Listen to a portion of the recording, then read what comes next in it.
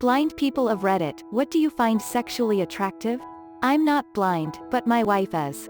She says she doesn't know. She says she finds me attractive. She just added, strong arms. I like feeling the muscles in your arms. She added that pre-vision loss she would have not paid attention to this. She also adds that she can't see me, but can sense when I am looking at her lovingly. I told her I was really scowling. I read this to her before posting. She approves. A deep sexy voice, soft skin, and long silky hair. Fabio. Hey, I can chime in with a Fabio story too. I was sitting in traffic and he pulled up next to me in a convertible Mercedes. The light had just turned red and while I was checking traffic I realized who I was sitting next to. I had the doors off my Jeep so I leaned across the passenger seat and yelled, "Oh my god, I have always been jealous of your hair." And we chatted about different conditioners until the light changed. Before he drove away he told me I had hair like a princess. Now, I'm a big 36-year-old dude but I still fangirled all the way home. Edit, the hair. Long hair and a smooth voice. Saruman. I have been blind of a while now and the sexiest thing ever is a good sense of humor. Using the powers of text-to-speech, a friend, and some blueberries I am pleased to say that squishy tits and curvy body are very attractive. Edit, holy shit I didn't expect this to blow up. Thank you for popping my gold and silver virginity. Edit 2, since many of you clearly don't understand humor, I am not actually blind I merely saw a chance to be funny and took it. I once ate a grape Jolly Rancher while on 3 hits of good LSD. For about 30 seconds, I could see, hear, feel as well as smell and taste grape. It lasted until I was overwhelmed by the experience, put my sunglasses back on, and remarked to my friend, well that was intense. He agreed, having just had a similar experience of the blue raspberry variety. A blind friend of mine, sadly now passed, was synesthetic. She could feel radio waves and atmospheric disturbances. She could feel when there was peculiar atmospheric activity going on, like aurora borealis, and when she thought the conditions existed, she was always right as far as I could tell. She ended up getting into amateur radio, where being able to do this turned into a useful ability instead of just an interesting one. She later learned Morse code, and when she listened to incoming code she could feel that, too. She thought she was losing her mind. Quite the contrary. I do not need to see to know, the best of things that wait below, the finest parts, the fairest bits, are curvy bods and squishy tits. I do not need my sight to see, the most attractive thing to me, is buxom builds and boobs ahead. I don't need eyes. Just hands, he said. Some people have a really intoxicating scent. Not deodorant or perfume or whatever, but just their natural smell. Also we can totally have body preferences, they're just based on touch. I'm 6 feet tall and I like how small my partner feels in my arms. I'm a bi chick who is blind. Things I find attractive include, talking to me like I'm an intelligent person and not yelling. You'd be surprised by how many people recognize that I'm blind and then talk to me like I'm mentally slow or deaf. B. If I need help I will ask, please do not treat me like an injured animal in need of care. I promise I live a full independent life outside of our date. C. I may be blind but I still know when you or your place is dirty. Please do not use my blindness as an excuse for your laziness. D. Be descriptive in your conversations and about our environment so I can imagine and relate. E. Most importantly, be kind and not just kind to me. I hear how you treat others and it matters more than anything else on this list. Edit 1, thank you for the gold, kind stranger. Edit 2, y'all have a lot of questions. I, and others, have answered some of them already. It's almost midnight here and I have a new job to wake up for tomorrow. I will get back to you when I can. I had a close blind friend for many years, sadly, she passed. I think the reason she and I became good friends is that I was curious about her blindness and didn't treat it as a deficiency so much as a difference, and that's exactly what it was. Yes, it sucked that she was blind and it was occasionally very inconvenient but it didn't prevent me from interacting with her in a meaningful way. We were at a botanical garden once and I was showing her different plants there that I thought would feel interesting. She had never felt a hosta before. She was intrigued. And it was fun for me. And against my comfort, she had me help her explore a cactus greenhouse.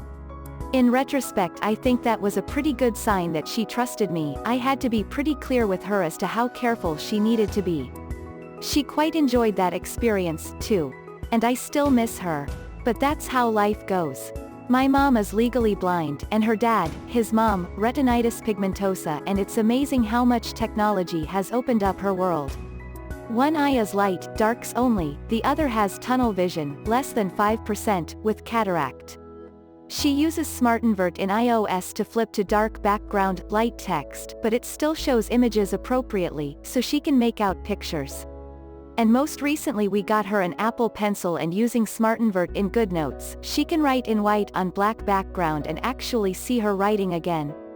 She takes pictures at events and of family, as you mentioned, so she can take her time and study them later. Siri, especially on Apple Watch, is super helpful. Her blindness has progressed over the years, and will continue to do so, but it amazes me how much she has learned to adapt. Might be too late, but why not? Legally blind, vision deteriorating throughout my life, got the legal designation in my early 20s. Dating's a bit of a mixed bag for me, but there are a few things that help me appreciate someone intimately. They don't spend the majority of the first date as a performance audit of how my vision might interfere with dating. It puts me on the defensive since I get half of those questions rephrased during job interviews and medical appointments. We met via eharmony.com, not healthcare.gov. If they communicate about things openly but know what information isn't important at the moment. If someone goes radio silent in bed, I have no idea if I'm boring them, if they're unconscious, if they're having doubts about consent, or if I'm missing their favorite spot, and doubt is a hell of a mood killer. However, if they're saying things like, a little lower, or don't you dare stop, you better believe they have my undivided attention. Similarly, if time permits, foreplay is often an overlooked form of intimacy. Not only is it arousing, but I'm also getting the lay of the land in the same way I'd use a cane if walking down the street. So yeah, quickies don't always work out if I'm trying to learn the layout of someone who wants to be gone in 10 minutes. Don't rush it. Not gonna lie, breasts. I might not be able to notice them from afar, but if I'm with someone who's comfortable enough around me, they're my favorite kind of braille. I'm open to chat for a while, if there are other questions. Otherwise, I hope this helps. Edit, my most upvoted comment is now about my sex life. FML, no, seriously, please do. I'm very lonely. I'll settle for a cuddle, at this rate. And now my first gold. Thanks, newly informed stranger. As well as platinum. One moment while I curl up in the corner and gibber quietly. Always wanted to ask this, but it's a weird question, and constantly makes my vision deteriorating. X laugh his ass off, but he won't give me an answer. Can the bumps around a woman's nipples say something in braille? I'm assuming by how hard he laughs it's either a hard no or a yes. Your boob says, pickle. A deep voice that hints at being able to sing, big hands, cologne, ability to give good, strong hugs, soft hair, muscular but not overly so body, easy laughter, the way he touches me putting his hand on the small of my back in public, things like that. Reminds me of a part from Becker. Jake made a sculpture based on how he perceived a woman during sex. He sculpted the arch in her back and her curves.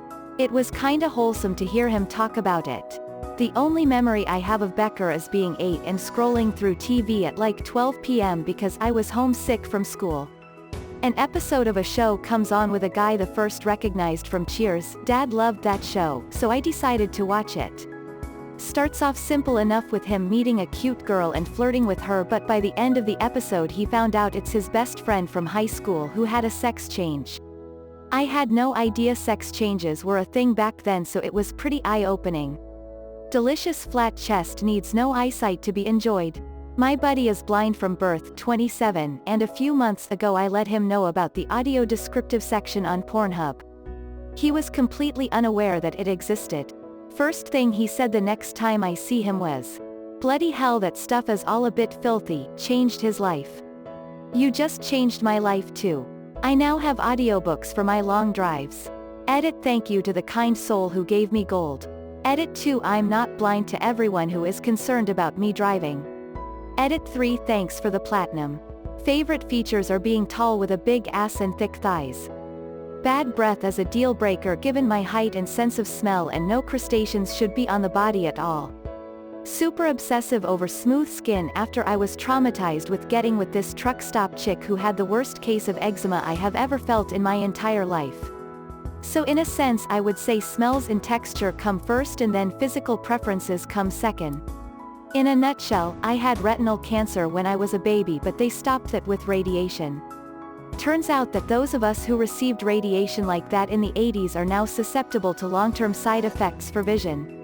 The center of my vision got fuzzy from a macular edema, and while I was undergoing treatment for that, things progressively got worse and my retina detached. The surgery for that to get fixed didn't take, and I had a succession of 4 more surgeries a year later to try to solve it, each with a complication. While I was recovering a few months after the last surgery, my retinal artery threw a clot and killed off all my vision in about 30 minutes. Everything went dark, like when you black out after standing up too fast, but it eventually came back the next day. My vision looked like I was staring through dark, shattered glass and was unusable. A few days later, it all just went away as the rest of my retina died. Edit, nutshell typo.